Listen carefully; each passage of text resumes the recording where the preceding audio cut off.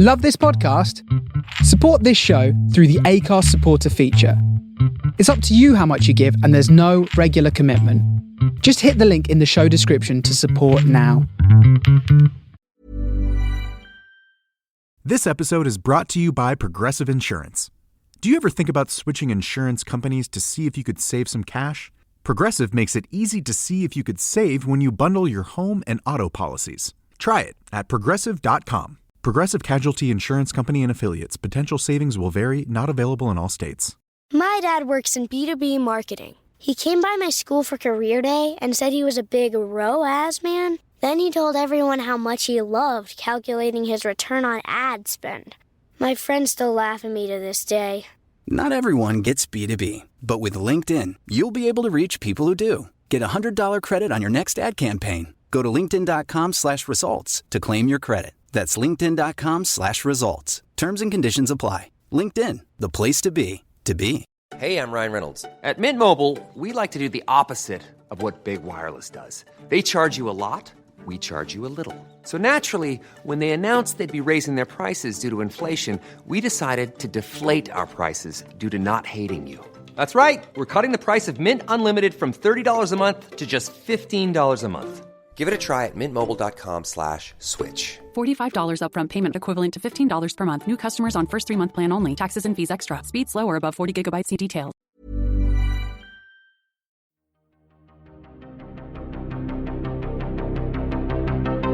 This is Writers on Film, the only podcast dedicated to books on cinema.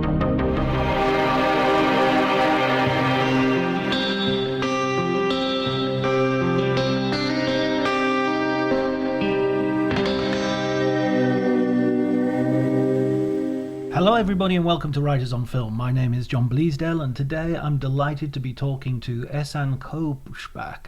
He is the co-director of the Bologna Film Festival, Cinema Ritrovato Film Festival I should say, and he's also the programmer of a retrospective at the Locarno Film Festival, looking back at 100 years of the Columbia studio called The Lady with the Torch. He's also edited a book with regard to that retrospective that accompanies the retrospective, and I was delighted to have him on the show to talk about Columbia Studios and the program which is going to be presented at Locarno this week. If you enjoy the episode, please remember to spread the love on the social media. Send me an email if you have any questions or suggestions for possible guests, or you can message me via Twitter at Dr. Jonty, DRJONTY.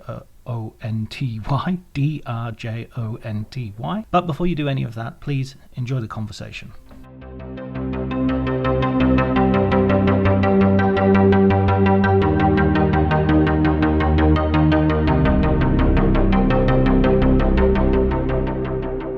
Nice. Yeah, well, in a way, the books are still the best thing in the world. Everything I learn in my work, I learn from books. It's so amazing that you learn something from watching film. You learn something from discussions with colleagues and experts. But books, it's endless because there's always something about written about almost any film somewhere, and you have to find it. And it's something that grabs your attention. It tells you something that you were not aware of. So books, for me, are the map to the road, any road. I just think of it as like the Umberto Eco idea of the library. And you go into a library and you've got brains they're just brains all around you that you can dip into and sort of extract the knowledge from. It's like a science fiction thing, it's like a magic thing. They travel through time and space.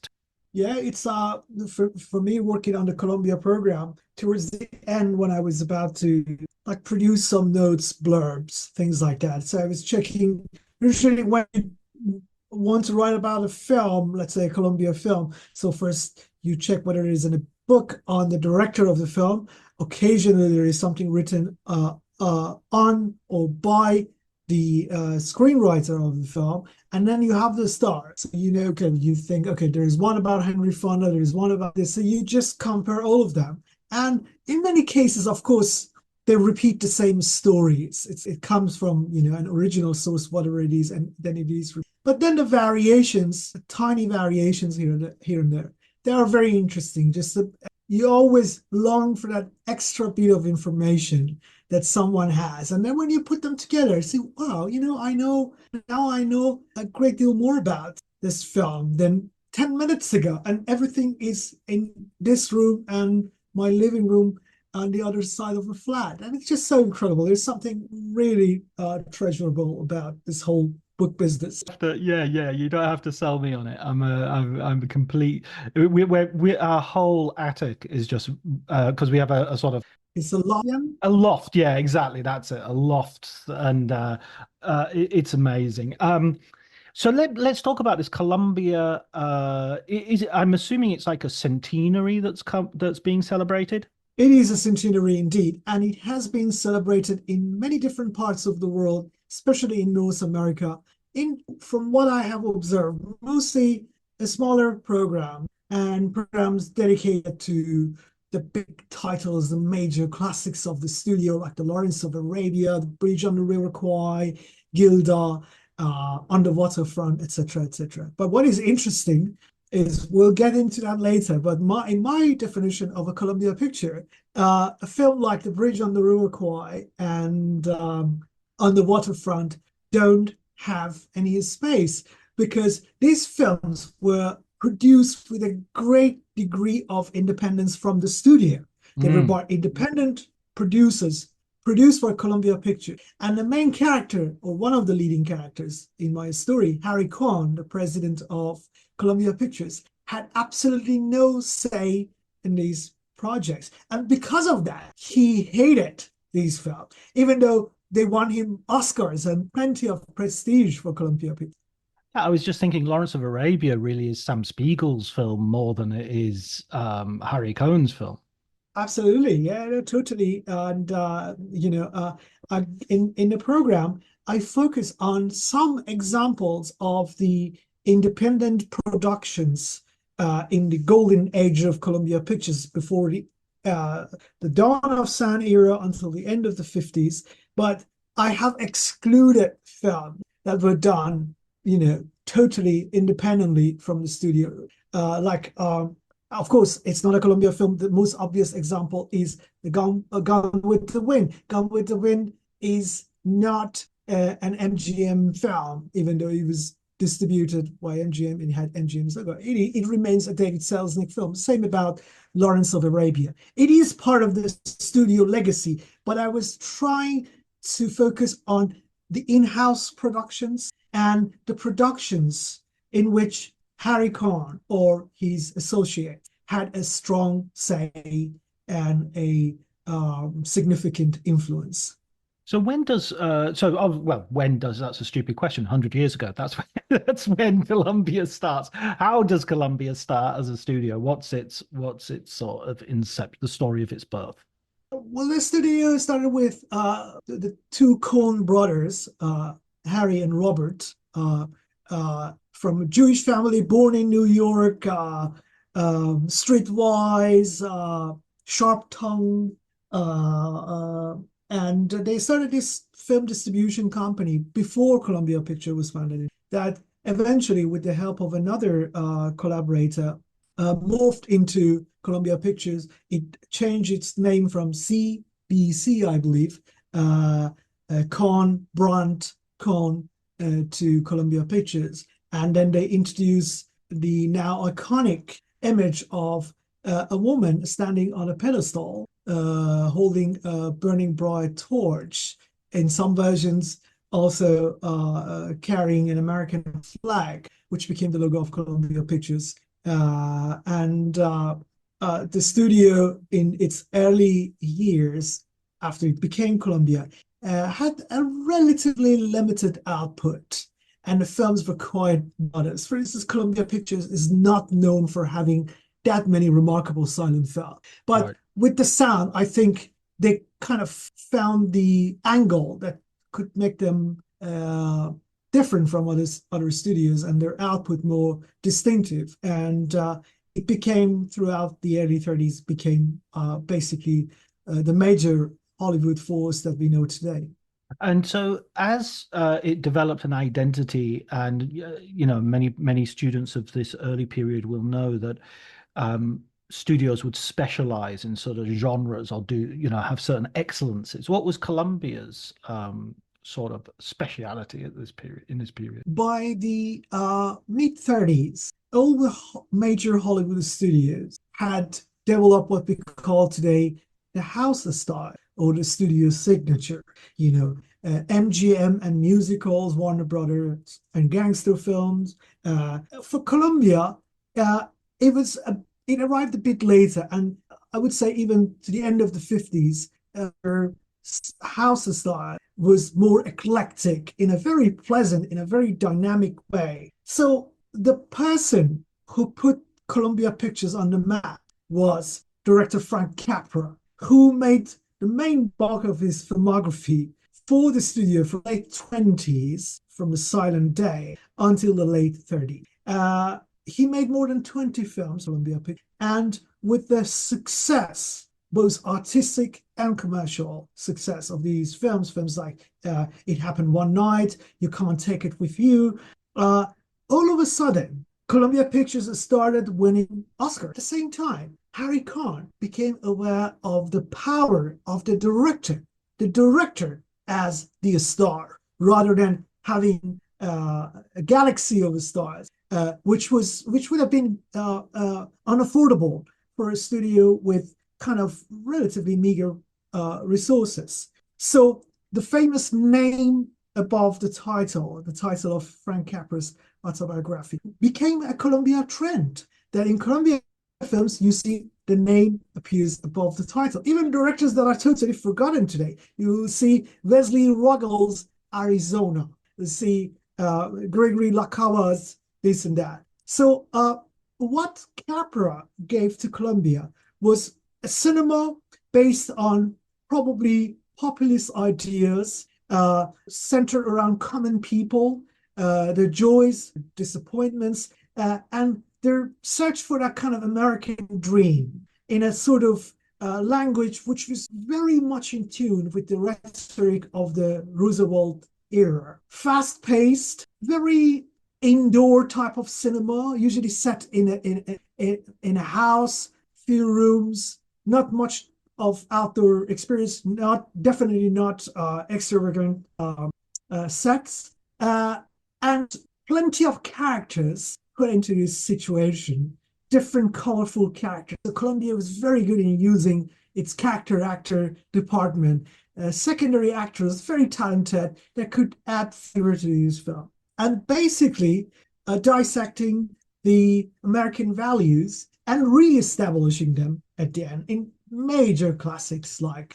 Mr. Smith Goes to Washington and Mr. Deeds Goes to Town. So that became, to a great extent, the Columbia house style in the 30s. But Columbia was also a very vibrant studio because it did not have the long-term contracts like other studios that in famous 7-year contracts, basically enslaving talents. Columbia didn't have that. So people were popping in and out all the time and staying there for 1 picture deal, 2 picture deal, then out, coming back, being hired on a week-to-week basis even. And that was that allowed for different types of Columbia Pictures product emerging from the famous departure of Frank Capra in the late 30s after major disagreements with Harry Cohn to the end of the 50s. And so people who argue that Columbia Pictures is Frank Capra, they should bear in mind that when Capra left, instead of the studio falling apart, it actually got better and better because the production was fully established and streamlined. They knew the types of pictures they wanted to, and it just started to grow in not one direction, but perhaps 5 or 6 different directions, including in adventure mystery films, including a bit later on in what we call today screwball comedy. It became the screwball. And one of the main focuses of this retrospective, films with and about women, in some cases directed or produced or written by women. That became one of the most unusual expertise of Columbia Pictures. When I say unusual, because you don't expect that coming from a studio that is run by a person who's known as being a tyrant, a misogynist person, but Columbia offered a great degree of freedom as long as these talents stayed within the budget. Everything was about the money, like other studios, but within that given budget, they could experiment and they could try out new things. About Harry Cohn as a personality, of course, I mean he's famous for as you say his tyrannical personality, and there was a famous line after his funeral was seen to be absolutely packed. A local wit said, "Give the people what they want and they will come." Um, so, so what I mean, do you find that reputation is well earned? That reputation is definitely well earned because he was a difficult character. But now, after more than a year of researching him and watching the films, I think I can understand some of his frustration or some of the perhaps psychological explanations for the way they behave. First of all, Harry Cohn had a very fraught relationship with his brother. It was absolutely terrible. It was an ongoing war since the 20s until the end of his brother's life, because he died first. He had perhaps inferiority complex because he was surrounded by some of the most sophisticated writers in America. All these East Coast urban people who had read books, who knew music and everything. So they were giving him all the great things that made Columbia work for Harry Cohn. But at the same time, he was someone whose vocabulary was very often limited to the F word, F this and F that, and that was him. And also, perhaps I have come to understand that perhaps he also had some issues with his Jewish cultural background, because there's this well, first of all, like many other studios during the Second World War, they were extremely reluctant to get into making films about the war or addressing the Jewish situation in Europe directly. Harry Cohn was no exception in this. It also applies to other studios. But of course, when Harry Cohn responded to it, the range and the depth of anti-fascist films produced at Columbia Pictures is really staggering. Again, thanks to a good number of communist writers who were active in Columbia Pictures. Harry Cohn, good or bad, he did not care about the political belief of people who worked for him. He used to belittle him, "You rat son of a bitch," and this and that. But at the end of the day, he only cared about the pictures. So they produced all these films. But he was fascinated by the idea of becoming a Christian, a Catholic, because he was married to a Catholic. And when he died, I think when he died in 1958, he had a heart attack and he was out on the street somewhere. And because he used to use the F word a lot, when he felt that he was having the heart attack, he just wanted to say, "Oh, fuck." But I guess because in that moment it was not a moment you expect to face in your life. All of a sudden he said, "Christ, like Christ, I can't believe this is happening to me." So that was his last word, and then he died. And then, of course, this question should be answered by the experts in Catholic culture and theology, that how can one be baptized as a Catholic after his death? But he was baptized as a Catholic. And so when they had the famous funeral in the Columbia soundstage, and of course, now he's Catholic, all the Catholics of Columbia Pictures and old friends were summoned to the ceremony, including director John Ford, who made 5 films for Columbia Pictures. So John Ford was one of the people who carried his coffin. And at the end of the day, someone said, "Jack, what are you doing here?" I said, "I just wanted that son of a bitch is dead." So it was always love and hate with Harry Cohn. Love because he knew what he wanted and he loved making pictures. And he was curious. He was to the point of being open, because curiosity makes you an open person. And his word meant something. When he said something, people could rely on it. And I have heard that from many different people. But at the same time, his approach was appalling. Not necessarily to the people who could face that and say, go to hell, but especially to people who didn't have the courage to face him and talk back or fight against, his, in many cases, irrational, selfish demands. So a figure that was both loved and despised. So I would say it's well earned, but he had many other sides. I like that bit you said earlier about how he's always having to deal with really talented people, and he himself has a sort of limited capacity. He can do the money side, but not necessarily understand the creativity.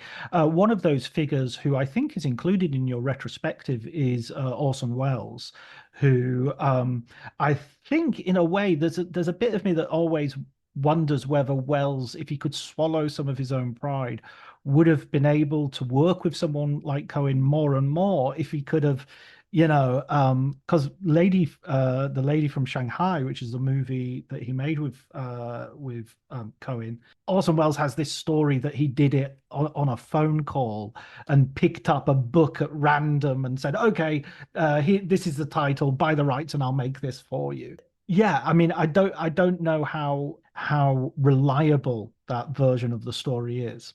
It can be true because you come across many similar stories told by other directors. The art of making pictures for Columbia Pictures as an independent filmmaker, as an independent voice, meant face-to-face conversations and negotiations with Harry Cohn.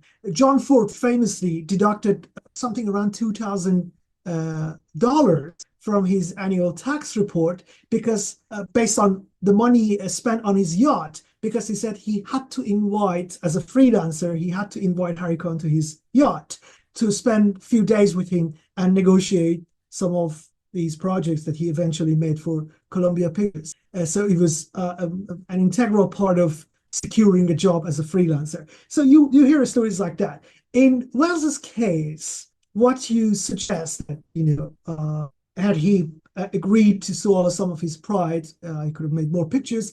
I do agree, but it depends also on your view on Orson Welles. Welles as a failed Hollywood director, or Welles as a successful experimental filmmaker? I tend to think of Welles as a successful experimental filmmaker. So he was in many different places and he experimented with many different things, including one picture for Harry Cohn. And this picture for Harry Cohn, which is a quintessential Orson Welles, at the same time, surprisingly, is a very Columbia film, meaning that not only has the leading Columbia star Rita Hayworth and deconstructs the image of Rita Hayworth, but also plays on some of the stylistic motifs of Columbia films prior to The Lady from Shanghai. It's right into the Columbia's main expertise in the 40s, adventure film, mystery / adventure film. So it's made within the tradition, but as an Orson Welles film.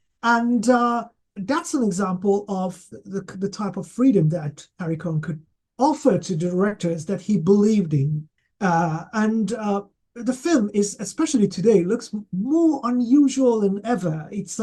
It's very eclectic, it's very staccato, very Wellesian, of course, but there is no precedent for it in Columbia Pictures. So that's when and where I give credit to Harry Cohn as a person open to risks. And you see that in many other directors who had this kind of one-off wonders with Columbia Pictures, in some cases too. Frank Borzage, Man's Castle is a remarkable film. There were one of his films by directors like Nicholas Ray, who later returned to make films by independent production units in Columbia Pictures, and many other directors. So that was the place to go to, in a way, if you wanted to do something slightly different. It was almost sort of a last chance saloon of a studio that you could go, if you were in trouble with other studios, you could go and find work there and do something maybe with a bit more freedom if you kept within the budget. That's right. And it was also the place to start a career. from the scratch. That's why the B unit of Columbia Pictures is so important, because many of the great names in the history of American cinema, directors like Joseph H. Lewis, Edward Dmytryk, John Sturges, and many others, Bob Whittaker, they all either started there or made the first significant series of films for Columbia Pictures. And the reason to argue that probably they were not entirely uncomfortable is that many of them returned. William Castle returned as a sort of director-producer. So he had his 40s kind of face, and then there was another one in the 50s. Edward Dmytryk returned, and so did many other directors. Andre de Toth did the same thing. So it means that they could feel comfortable. They knew the barriers and the limitations of working for Columbia Pictures, but also the advantages of directing and producing for the studio. When you have a retrospective for a studio, you have so many films to choose from and so much of a back catalogue. How do you go about selecting films to present as a programmer? By following my instincts. In this case, when I decided to do this, I knew what I didn't want to do. Because in the past few years, we have seen some similar program of the celebration of a studio. And they have shown some wonderful films, but they were mostly the titles that one expects to see in the celebration of the studio. All the big titles from the canon, all the classics, right? And usually the tendency is that the celebration of the studio focuses on the stars, because the studios were famous for the star system. So if you do Warner Brothers tribute, you focus on Errol Flynn and Bette Davis and James Cagney and Humphrey Bogart and so on and so on. I said, can we do a program on the history of the studio by focusing on the director? So in other words, trying to search for the studio style, the studio signature style, and at the same time acknowledge and re-endorse the power of the individual voice and the authorship within the studio system. That was my main question. And if you wanted to do that, you could not do it without studying the relation between each project and person and the head of the studio, Harry Kahn, right? So that became like the starting point of the project. And then another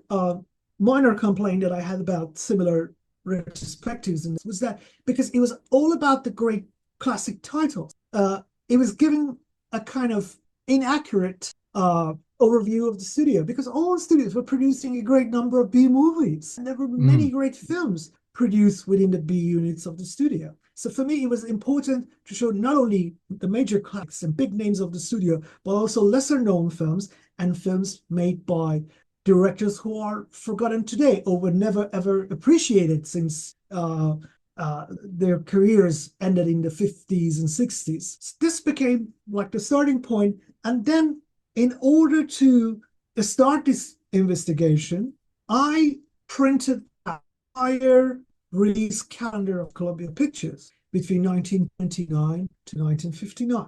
And I tried to watch film from at least every month in the release calendar of the Columbia to get a sense of the kind of day-to-day activities of Columbia Pictures, the different strands and cycles and ideas and motifs that kind of carry on for a while, morph into something else, or are all of a sudden completely dropped in favor of a new thing. With this system, I could also detect the arrival of new talents and voices, and also decide who I want to spend more time on. So you come across a director like, I don't know, John Braun, who made some films for Columbia Pictures, a Jewish filmmaker from Germany living in exile in Hollywood and making films for Columbia Pictures. So this is so fascinating. He has this film called Let Us Live from 1939. And it's absolutely remarkable. The film basically anticipates Hitchcock's Wrong Man, made in the 50s. And when you arrive at that, you see so much brilliance and so much talent. It's okay, maybe I should try to watch every single film that John Braun has done for the studio to make sure that I'm going to include the very best title for this program. So another criteria became one film per director. So it became not only the search for the director, but also the search for the most representative film of that director in terms of the quality of the filmmaking, the modes and of production in Columbia Pictures, responding to different genres and styles, and all these elements kind of created filters that eventually I arrived at my list of 44 titles. 44. That's, I mean, from one point of view, that's a small number. And from another point of view, that's a large number. I don't know if you said this is like a page of my release calendar. So I have, taken notes, I'm marking different films, colors. Explaining football to the friend who's just there for the nachos? Hard. Tailgating from home like a pro with snacks and drinks everyone will love? An easy win. And with Instacart helping deliver the snack time MVPs to your door, you're ready for the game in as fast as 30 minutes. So you never miss a play or lose your seat on the couch or have to go head-to-head for the last chicken wing. Shop Game Day Faves on Instacart and enjoy $0 delivery fees on your first 3 grocery orders. Offer valid for a limited time. Other fees and terms apply. A little self-care can go a long way, especially amidst the hustle and bustle of the holidays. That's where Vegamore comes in. Trusted by millions, Vegamore is all about giving your hair the love and care it deserves. With their vegan and cruelty-free formulas, you can nourish and revitalize your strands while indulging in some much-needed pampering. Because let's face it, who couldn't use a bit more me time this time of year? Go to vegamore.com/ACAST, code ACAST. That's vegamor.com/ACAST, code ACAST. This was like my map for doing the retrospective, and so I have watched, like in some cases, more than one film per month of the release calendar. You watch more than one per month of your release calendar? Oh yeah. In some cases, I have seen them like back to back in certain years. Over the years, not just for putting this program together, like for instance, the year in the 50s, because I knew films from the 50s better than the films from the 40s and 30s. So there are certain years that I have seen, I would say, more than 75% of the titles they have released. I'm really interested in this point as well, as a programmer, that you don't just pick out the most sort of the greatest hits. You want to look at the most representative, and the most representative might be films that have disappeared. It might be people who are no longer as famous today as they were then. I've just done an article about Richard Burton, and I was asked to choose a sort of top 10 performances, and I wanted to put in films that he did which maybe weren't even popular, but sort of represent how wide his talent was. What sort of film do you feel is in your program that has that sort of attribute? I think perhaps more than 25% of the films in the program are responding to that need of going absolutely not only beyond the familiar canon, but also establishing new facts about the studio and showcasing the talents of filmmakers who are sadly forgotten today. So, for instance, of course, I have Mr. Deeds Goes to Town. It's always wonderful to see Mr. Deeds Goes to Town.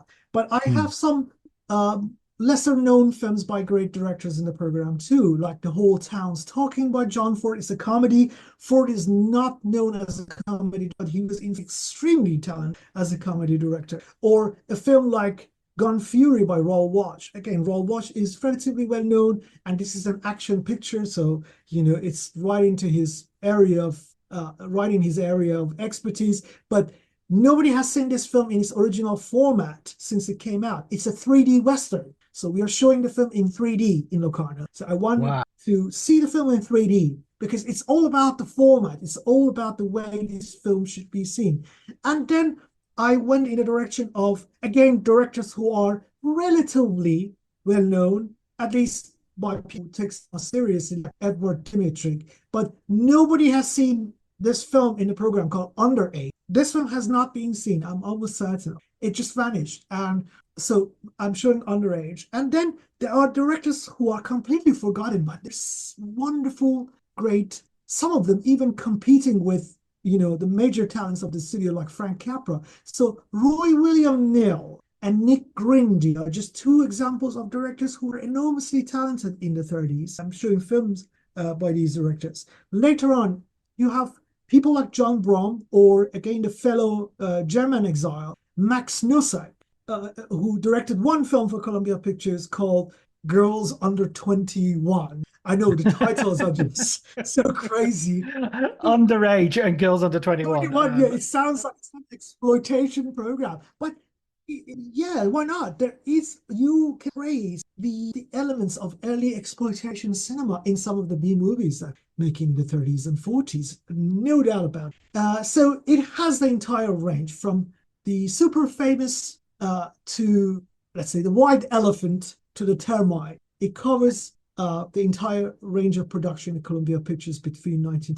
So when Harry Cohen dies, what direction does the studio take? It was just sheer coincidence that his date of death kind of coincides with the end of the so-called studio era, the golden age. Various factors have been mentioned for it: the death of long-term contracts, the arrival and popularity of television, and most importantly, the emergence of independent production units and independent producers, and basically some famous stars becoming the producer of their own films. So that's really the end of it. But Harry Cohen dies a year before the end of the Retrospective, but he was already fully aware of the changes, and I'm sure he must have felt the confusion in Hollywood, because Columbia Pictures was the first studio in Hollywood that embraced the arrival of television and started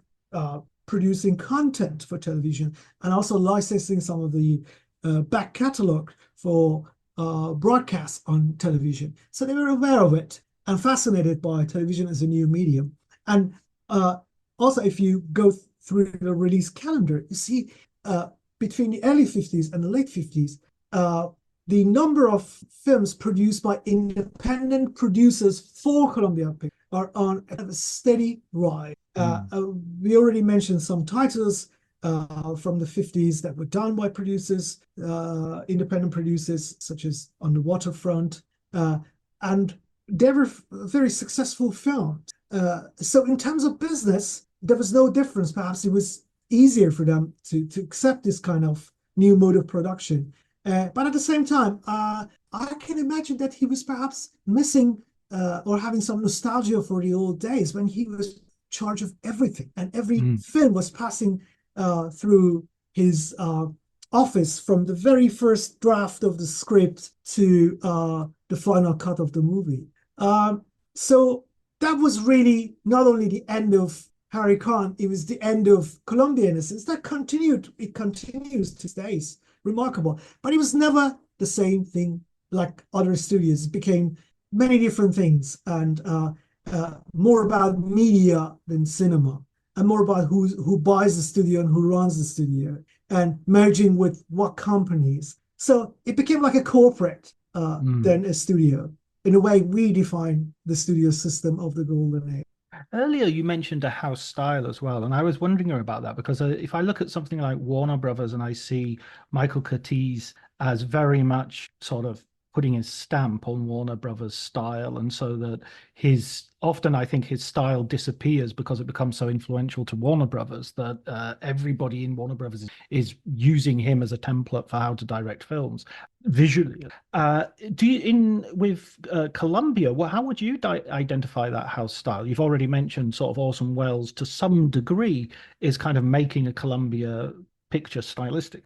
As I said, there's no one single house style in Columbia. So that's when the genres become very important to the output of the studio.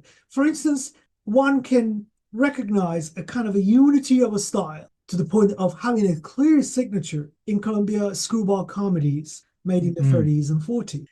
Mostly because they were often written by the same group of people. They had the same group of stars in them, like there's the sophisticated stars of the studio, Gene Arthur, Iron Dunn, and writers like Robert Riskin. So you see that there. And you also see that in a kind of crime thriller film noir produced in the 40s and 50s, in terms of the types of narrative, the way they use the camera. The way, for instance, the way you use the camera in a Columbia film is pretty much informed by the fact that the sets are very modest. So you cannot do too much of elaborate crane shots because there's nothing to show. So the Columbia films become more claustrophobic and use plenty of the old trick of using fog and low-key lighting, which in itself establishes to the concept of film noir.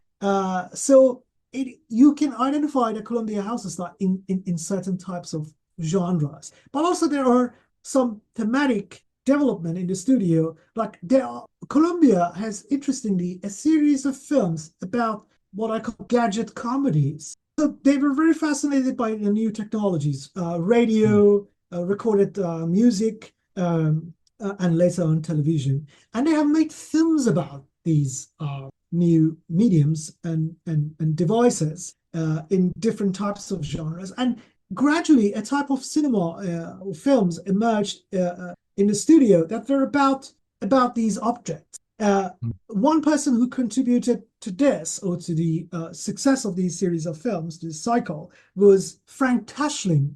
Frank Tashlin used to work for Columbia Pictures as a screenwriter, and he wrote some of these films that poke fun at the new inventions, all different types. That kind of 50s consumerist culture is poked fun at by Frank Tashlin at Columbia Pictures. Television, the suburban culture and the consumerism of the suburban culture. So you can just follow the thread of films made about gadgets and devices in Columbia Pictures made between the 30s and the end of the 50s. And I have, briefly touched upon this subject in the book. And you mentioned earlier, you just mentioned Irene Dunn and a few others of the talents and stars, and you talked about how women behind the camera were managed to create some space for themselves where in other studios they might not have had such opportunities. Could you talk a little bit more about that, please? One of the major contradictions of Columbia Pictures was that even though the studio was ran by one of the most notorious Hollywood producers and Hollywood moguls, Harry Cohn, known for his misogyny and tyranny, it opened the doors to a great number of women, both in front of the camera and behind the camera. So in Columbia Pictures, you have all these career women of screwball comedies, Jean Arthur, Rosalind Russell, and Irene Dunn, who bring a completely new definition of American woman, both pre and post-war, to American films. There are many great examples. One, of course, one of the most famous is His Girl Friday by Howard Hawks. And again, just to remind the listeners that even someone as wonderful as Hawks, as talented as, was making new variations on the pre-existing modes of storytelling in Columbia Pictures. This is one good example because Columbia Pictures had a tradition of making films about journalists from the early 30s, from the early days of sound cinema. So they were producing films like that on a yearly basis. Every year there was like something coming out. So it's the continuation of the same tradition in the studio, but now with a type of feminist edge, with a strong emphasis on the reversal of gender roles, because the first version of the film was with two guys basically competing with each other instead of, former husband and wife in Howard Hawks' film. So there was a screwball comedy, but then there were also women behind the camera. There were editors, many wonderful writers. Columbia Pictures had the first female executive producer in the history of Hollywood, Virginia Van Opp.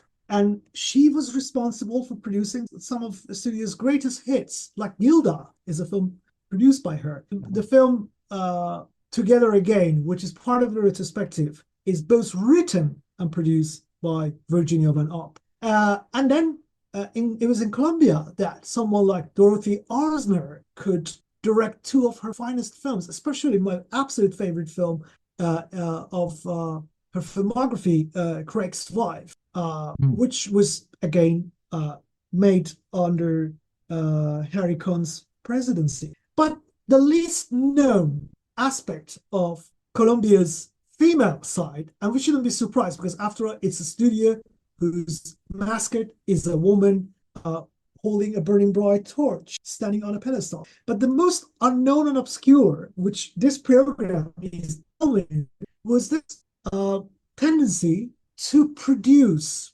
an all-girl version of films that were made in other studios with men. So, for instance, if Warner Brothers made The Wild Boys of the Road by William Wellman, a film about hobos during the Great Depression, Columbia Pictures made Girls of the Road, which is an all-girl movie about girl hobos jumping the trains and crossing the country in search of better life. If other studios were good at producing prison movies and prison dramas, Columbia, that again had a long tradition of doing that, started making films, prison movies with women, including Women's Prison by Louis Saylor, as part of the program. So they were making war movies only with girls, gangster films with girls. It's absolutely brilliant, this tradition. And the film Girls Under 21 is kind of all-female version of The Angels with Dirty Faces by Michael Curtis, Pat Warner, all girls. And there's this tough girl of the neighborhood who's setting a bad example for the other girls. So it's absolutely brilliant. And this is one of the specialties of Colombia that the Locarno program is showcasing, perhaps for the first time. That's amazing. That just goes to show that sort of gender twisting that, recently got a bad press with things like Ghostbusters and, other films, Ocean's 11 being Ocean's 8 and whatnot is not a new thing. It's not quite as radical or as crazy as we thought it was. Absolutely not. It was there since the 30s, and even it's completely radical in this, because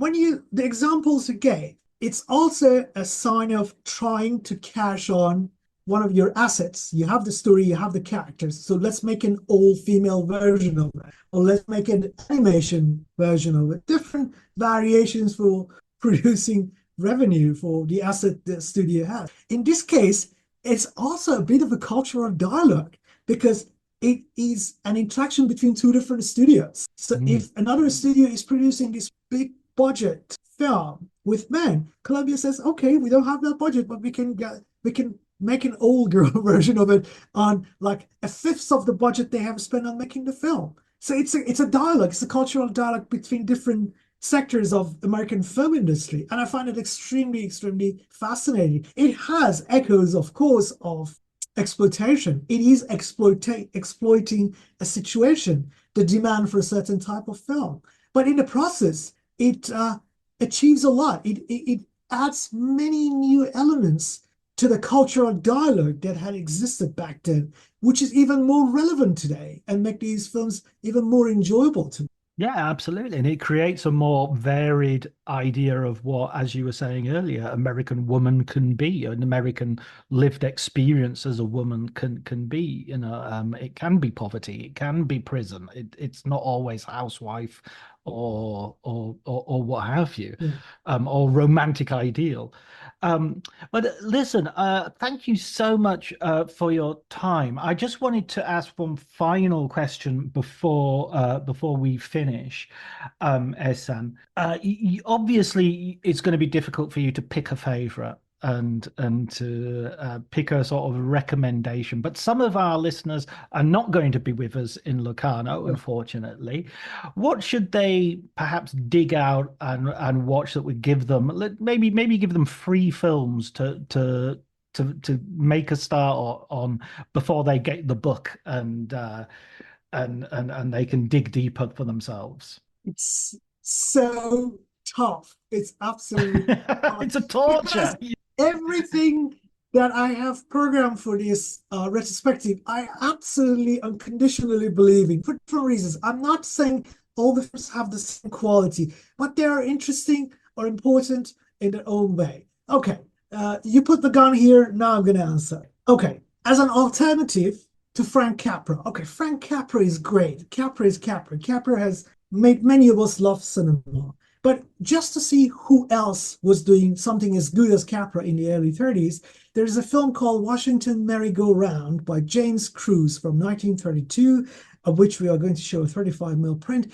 This film is, you could say, the model on some of Capra's films, but it goes beyond it, and it anticipates Mr. Smith Goes to Washington, because it's about political corruption in Washington, and it's about corrupt forces sort of planting a naive character in Washington, and then that person rebelling against the corruption of the system. It's really, really wonderful. There's plenty of humor in it. The second film that I would like to recommend is a film called None Shall Escape. This is a film by the Hungarian-born director André de Toth. This program has plenty of edge. Even in comedies, there's kind of an edgy quality to the film. And this is perhaps one of the greatest examples, because this is the film that anticipates the Nuremberg trial. The film is made during the Second World War. It's from 1944, but it anticipates the formation of the United Nations and the Nuremberg trials after the war. It's about the crimes committed in a small Polish village, and then how after the war, a group of people, including people from different races and different countries, it features Black people, Asians, they come together and putting this person responsible for the crimes against humanity on trial. The film is unbelievable. This is a B movie. It's unreal that the B unit of Columbia Pictures was capable of producing a kind of a small masterpiece, and a film made not only for its time, but for us now, today, for the future. The film was written by someone who was going to be blacklisted, Lester Cole. He was a member of the Communist Party of America. And the writing is just absolutely brilliant. And I think perhaps the third title in the program could be a film noir that I love very much. Again, a 35mm print. It's called The Killer That Stalked New York. It's directed by L. McEvoy from 1950. Columbia was very good in allowing people to make films, even if they were not filmmakers. So if you were a writer, second unit director, film editor, or DOP, if you had an itch for filmmaking, you were allowed to make films. And this is just one example. It is based on a true story that someone unknowingly kind of spreads the smallpox virus in New York City, but it's done as a film noir. So the person who does it is on the run from the justice for smuggling some diamond into the country. Oh, is this with Richard Widmark? No. That's very, again, this is Columbia responding in a way to the Richard Widmark movie, which is Panic on the Streets, directed by Elia Kazan. That's a film. That's 20th Century Fox. So in Columbia, instead of a man, it's a woman. It's a blonde. It's a femme fatale. But what's the brilliance of the film? The femme fatale as patient zero. That's the key to the film. So she's a femme fatale and she's patient zero, who's going around escaping from the law in New York and spreading the virus. It's shot on location. Again, Columbia was so good to slash the costs by shooting on location. So you get a sense of realism where you don't really expect that to exist. And The Killer That Stalked New York would stalk the viewer's memory for a long, long time. It's really powerful. Excellent. Oh, wow. That's given me 3 titles to underline in my program before I arrange my other screenings. But John, I'm not exaggerating that. Of course, some of the titles you know very well, but everything in the program is interesting, especially if there is something that you haven't heard of before. Go and catch it, because it could mean nobody else would play that film in the next 50 years.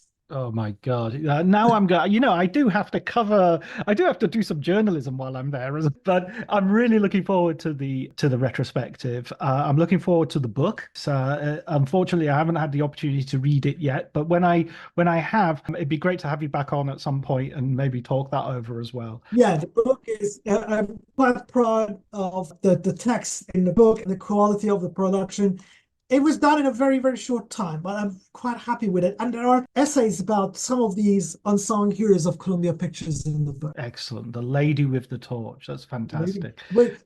A friend of mine calls the book The Lady with the Touch, because instead of the torch, you have the legs of the famous legs from the 20th century where Howard Hawks kicking John Barrymore's ass. So The Lady with the Touch rebranded now because of the cover. Brilliant, brilliant. I look forward to seeing you next week, Ehsan, and thank you so much for doing this. Thank you so much. I'll see you in Locarno, okay?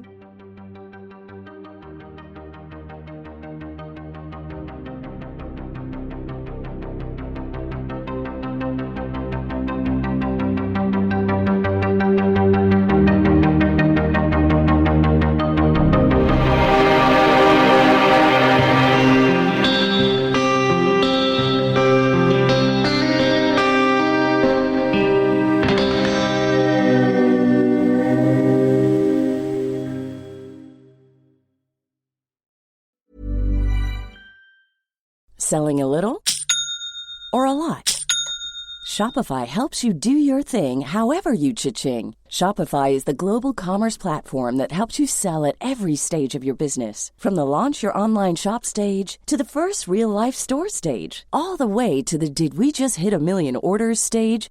Shopify is there to help you grow. Shopify helps you turn browsers into buyers with the internet's best converting checkout. 36% better on average compared to other leading commerce platforms. Because businesses that grow, grow with Shopify. Get a $1 per month trial period at shopify.com/work. Shopify.com/work. This episode is brought to you by Progressive Insurance.